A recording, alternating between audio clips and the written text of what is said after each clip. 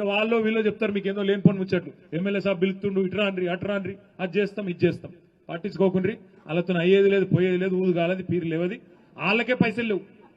ఎమ్మెల్యేలకే పైసలు దిక్కులేవు ఒక ఎమ్మెల్యే కాంగ్రెస్ ఎమ్మెల్యేనే ప్రపంచ బ్యాంకు ఉత్తరం రాసిండు మా రేవంత్ రెడ్డి పైసలు ఇస్తలేడు నువ్వన్న ఒక 100 కోట్ల అప్పి అని చెప్పి ప్రపంచ బ్యాంకుకు ఎల్లారెడ్డి ఎమ్మెల్యే ఉత్తరం రాసుకున్నాడు ఇంకొక ఎమ్మెల్యే జడ్చర్ల ఎమ్మెల్యే కాంగ్రెస్ ఆయన మాకు పైసలు లేవు మాకేం పని లేదు ఏం చేయాలని ఆయన అన్నాడు మహబూబ్ నగర్ ఎమ్మెల్యే గారు అయితే పెళ్లిళ్ళు పేరెంటాలకు పోతున్నాం తప్ప ఏం పని లేదు మాకు బేకారు ఉన్నది మా పరిస్థితి ఇంకో కాంగ్రెస్ ఎమ్మెల్యే చెప్తున్నాడు కాబట్టి వాళ్ళు మేమేదో చేస్తాం మీకు పెద్దపీట ఇస్తాం ఏంటి పట్టించుకోకండి ఏమాత్రం వాళ్ళకే పైసలు వాళ్ళే ఆగంలో ఉన్నారు వాళ్ళతో అయ్యేది లేదు కానీ మీకుంటాయి మీకు ఫైనాన్స్ కమిషన్ డబ్బులు వస్తాయి నెల నెల రావాలి అయితే ఫైనాన్స్ కమిషన్ డబ్బులకు కేసీఆర్ గారి ప్రభుత్వం ఉన్నప్పుడు మనం పల్లె ప్రగతి కోసం ఏం చేసినామంటే రూపాయి పైకెళ్ళి కేంద్రంకి వెళ్ళి వస్తే రూపాయి మనం తోడేసి ప్రతి నెల జీతం ఇచ్చినట్టు నెల నెల గ్రామ పంచాయతీకి పల్లె ప్రగతి నిధులు ఆ రోజు కేసీఆర్ ప్రభుత్వం ఇచ్చేది ఈ 2 ఏళ్లలో రేవంత్ రెడ్డికి పైకి ఢిల్లీకి మూటలు పంపేందుకు పైసలు ఉన్నాయి కానీ మనకు పల్లెలకు పంపనీకి మాత్రం లేవు పైసా ఇయ్యలే ట్రాక్టర్ల డీజిల్ పోద్దామంటే పైసలు లేవు ట్యాంకర్ల నీళ్లు పోద్దామంటే పైసలు లేవు ఊర్లలో బుగ్గలు వెళ్ళకపోతే బుగ్గలు పెడతా ఉంటూ లేడు పంచాయతీ సెక్రటరీల కాడ పైసలే లేవు ఇలా అధ్వానమైన పరిస్థితుల్లో పల్లెలు ఉన్నాయి అందుకే మీ మీద బాధ్యత కూడా ఎక్కువ ఉంటుంది ఫైనాన్స్ కమిషన్ నిధులను ఎట్లా ఖర్చు పెట్టాలా ఏం చేయాలా మీ హక్కులేంది మీ విధులేంది ఇవన్నీ కూడా మీకు అర్థమవుతుంది ఎంపీటీసీ పాత్ర ఏంది జెడ్పీటీసీ పాత్ర ఏంది సర్పంచ్ పాత్ర ఏంది ఇవన్నీ మీకు అర్థమవుతందుకు మొత్తానికి ఏం చేద్దామంటే జెడ్పీటీసీ ఎంపీటీసీ ఎలక్షన్లు అయిపోగానే జిల్లాల వారీగా నియోజకవర్గాల వారీగా సర్పంచ్లకు ఎంపీటీసీలకు జెడ్పీటీసీలకు ఒక వర్క్ షాప్ పెట్టుకుందాం ఒక ట్రైనింగ్ కార్యక్రమం పెట్టుకొని మీ హక్కులేంది మీ ఉప సర్పంచ్తో వార్డు సభ్యులతో మీరు ఎట్లా కలిసి నడవాలా ఏ రకంగా రేపటి రోజున గ్రామ పంచాయతీ తీర్మానం చేసి ఏది సాధించుకోవచ్చు ఏమేమి చేయొచ్చు ఇవన్నీ కూడా మేము మీకు శిక్షణ ఇస్తాం కావాలంటే ఎక్స్పర్ట్స్ ని పిలుచుకుందాం కాబట్టి మీరు ఎవరు భయపడవద్దు అని నేను ముందు మీకు విజ్ఞప్తి చేస్తా ఉన్నాను ఇంకొకటి కాంగ్రెస్ వాళ్ళు డైరెక్ట్ ఎలక్షన్లో గెలవలేరు అందుకే కొన్ని లంగ కథలు చేస్తారు ఏం చేస్తారు ఇక అర్జెంటుగా సర్పంచ్ను సస్పెండ్ చేయాలి డిపోకి చెప్పి ఉప సర్పంచ్కు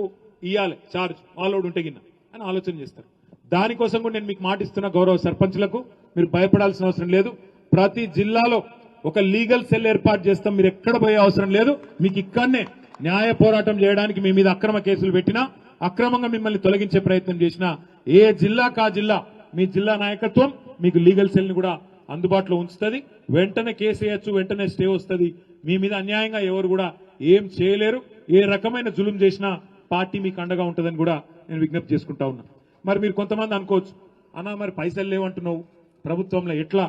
పైసలన్నీ ఢిల్లీకి పోతున్నాయి బాధ ఏంటంటే రాహుల్ గాంధీ గారు కప్పం కట్టాలి కదా రేవంత్ రెడ్డి గారు కట్టకపోతే ఇట్లా పదవి ఊస్టింగ్ అయిపోతుంది కదా అందుకే కమిషన్లు వచ్చే పనులకు మాత్రమే పైసలు ఇస్తాడు రేవంత్ రెడ్డి రైతు బంధు ఇస్తే కమిషన్ రాదు అందుకే రైతు బంధు ఇయ్యడు పెన్షన్లు పెంచితే 2000 4000 చేస్తే కమిషన్లు రావు కాబట్టి దాన్ని తీసుకోడు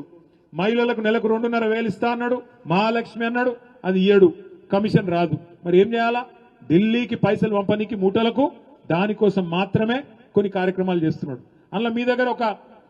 దుర్మార్గమైన ప్రచారం చేస్తున్నాడు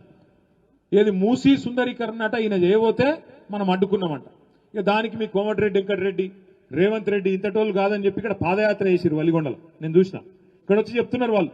మా నల్లగొండ జిల్లాకు మా భువనగిరికి విషం దాగిపిస్తారు వయా మీరు మాకు మంచి నీళ్లు కిందికి తీసుకొస్తామంటే మీకేమనైతుంది అని చెప్పి లొల్లి పెడుతున్నారు వాళ్ళు దయచేసి మీకు ఒక విషయం నేను వాస్తవం చెప్పాలి కేసీఆర్ గారి ప్రభుత్వం ఉన్నప్పుడే మన ప్రభుత్వంలో నేను మున్సిపల్ మంత్రిగా ఉన్నప్పుడే 1 2 కాదు 36 మురుగునీటి శుద్ధీకరణ కేంద్రాలు ఎస్టీపీలు సివరేజ్ ట్రీట్మెంట్ ప్లాంట్లు 4000 కోట్ల రూపాయలతో మనమే కట్టినాం కట్టి మూసీలోకి వచ్చే నీటిని మొత్తాన్ని 100% సివరేజ్ ట్రీట్మెంట్ చేసిన ఘనత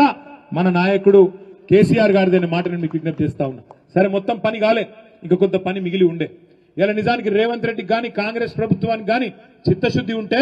ఆ 2000 MLDల మురికి నీరు ఏదైతే మూసీలోకి వస్తున్నదో హైదరాబాద్ మహానగరంలో వాటికి ఎస్టీపీలు కడితే చాలు దానికి అయ్యే ఖర్చు ఎంత సుందరీకరణకు ఎస్టీపీలు కట్టడానికి మొత్తం అయ్యే ఖర్చు 16,000 కోట్లు ఈ లెక్క కూడా మనమే గతంలో డిపిఆర్ తయారు చేసి పెట్టినాం కానీ రేవంత్ రెడ్డి గారు ఏమంటున్నారు 1,50,000 కోట్లు ఖర్చు పెడతారంట దానికి 16,000 కోట్లతో అయిపోయే పనికి 1,50,000 కోట్లు అంటున్నాడు దాన్ని అడ్డుకున్నాం మనం ఈ దోపిడీ కరెక్ట్ కాదు 16,000 కోట్లలో అయిపోయేదానికి 1,50,000 కోట్లు ఎందుకు చేస్తున్నావు మీ ఢిల్లీ బాసులకు మూటలు పంపేందుక అని అడ్డుకుంటే ఇక్కడికి వచ్చి బదనాం చేస్తున్నాడు, మూసి నాపుతున్నారు అంటున్నాడు. 16,000 కోట్లలో ఆ పని కూడా పూర్తి చేస్తాం. ఒకవేళ వీళ్ళు చేయకపోతే 2 నెలల్లో మన ప్రభుత్వం వస్తుంది, మనమే చేసుకుందాం. నల్లగొండ జిల్లాకు, భువనగిరి జిల్లాకు ఎట్టి పరిస్థితుల్లో మన పార్టీ ఎన్నడూ అన్యాయం చేయలేదు, గతంలో కూడా భవిష్యత్తులో కూడా చెయ్యము అనే మాట కూడా నేను విజ్ఞప్తి చేస్తున్నాం. చివరగా నేను మిమ్మల్ని అందరినీ కోరేది ఒకటి, పార్టీ గత 25 ఏళ్లుగా 2001 నుంచి ఇవాళ ఇంకో 10 రోజులలో 2026 సంవత్సరంలో అడుగు పెట్టబోతా ఉన్నాం. గత 25 ఏళ్లుగా ఈ ప్రాంతంలో బలంగానే ఉన్నది. 2001 నుంచి కూడా ఇక్కడ ఎంపీటీసీలు, సర్పంచులు భువనగిరి జిల్లాలో గెలిచిన వాళ్ళు ఎంతో మంది ఉన్నారు, సీనియర్ నాయకులు ఉన్నారు. నేను ఇక్కడికి వస్తుంటే లోపలికి మా రాజవర్ధన్ రెడ్డి అన్న కనబడ్డాడు. అట్లా ఎంతో మంది సీనియర్ నాయకులు, మా అమరేందర్ గౌడ్ సాబ్ ఇక్కడనే ఉన్నాడు. చాలా మంది సీనియర్ నాయకులు, పార్టీ జెండా మోసిన వాళ్ళు, మొదటి నుంచి ఉన్న వాళ్ళు, ఒక నరేందర్ రెడ్డి గారు ఉన్నారు, ఇక్కడ చాలా మంది ఉన్నారు. అట్లాంటి నాయకులందరూ కూడా వారిని స్ఫూర్తిగా తీసుకునే మనం కొట్లాడుతూ ఇవాళ 2 సార్లు ప్రభుత్వాన్ని నడిపినాం, 14 ఏళ్లు ఉద్యమాన్ని నడిపినాం. గత 2 ఏళ్లుగా ప్రతిపక్ష పార్టీగా సమర్థవంతంగా మన పాత్ర మనం పోషిస్తా ఉన్నాం. తప్పకుండా ప్రజల పక్షాన నిలబడదాం, కొట్లాడదాం. 6 గ్యారంటీలు ఏమైనా అడుగుదాం, రుణమాఫీ ఎందుకు మొత్తం చేయలేదో నిలదీద్దాం. అట్లాగే ప్రజలకు సంబంధించిన ప్రతి సమస్య మీద గలమెత్తుదాం. కానీ మళ్ళీ ఒకసారి కోరుతా ఉన్నా, ఏది ఏమైనప్పటికీ, ఎన్ని రకాల పరస్పర అభిప్రాయ భేదాలున్నప్పటికీ, ఎన్ని రకాల పంచాయతీలు మన మధ్యలో ఉన్నప్పటికీ, రేపు జిల్లా పరిషత్ ఎన్నికల్లో, తర్వాత వచ్చే అసెంబ్లీ ఎన్నికల్లో మాత్రం అన్ని పక్కన పెట్టి ఒకటే లక్ష్యం, మళ్ళీ మన నాయకుడు కేసీఆర్ గారు తిరిగి ముఖ్యమంత్రి కావడానికి కంకణబద్ధులమై పనిచేద్దాం. దయచేసి చిన్న ఏమన్నా ఇబ్బందులుంటే పక్కకు పెడదాం. మన అభ్యర్థుల గెలిపే లక్ష్యంగా పనిచేద్దాం. అది జిల్లా పరిషత్ అయితేనేమి, ఎంపీటీసీ అయితేనేమి, రేపటి రోజున అసెంబ్లీ ఎన్నికలైతేనేమి, దేనికైనా కూడా ఒక్కసారి కేసీఆర్ గారు కారు గుర్తు మీద ఎవరైనా అభ్యర్థి వచ్చిండు అంటే ఆయననే కేసీఆర్ అనుకోవాలా, ఆయనకు ఓటేస్తే కేసీఆర్ గారికి ఓటేస్తున్నా అనుకోవాలా. మళ్ళీ రాష్ట్రాన్ని మళ్ళీ పట్టాలు ఎక్కించడానికి, దారి తప్పిన వ్యవస్థను మళ్ళీ గాడిలో పెట్టడానికి ఒక అవకాశంగా తీసుకొని రేపు జిల్లా పరిషత్లో గాని, మండల పరిషత్లో గాని, తర్వాత వచ్చే మున్సిపల్లో గాని, ఆ తర్వాత వచ్చే శాసనసభ ఎన్నికల్లో గాని గట్టిగా నిలబడి కొట్లాడదాం. ఇవాళ సర్పంచ్ల గెలుపు మనకు స్ఫూర్తినిచ్చింది. సర్పంచ్ ఎలక్షన్ లో మన పార్టీ అభ్యర్థులు చేసిన పోరాటం మనకు ఉత్సాహాన్ని ఇచ్చింది. ఈ ఉత్సాహంతోనే ముందుకు పోదాం. భవిష్యత్తులో ఇంతకుముందే నేను చెప్పినట్టు సంస్థాగత నిర్మాణం చేసుకుందాం. 2026లో మెంబర్షిప్ చేసుకుందాం,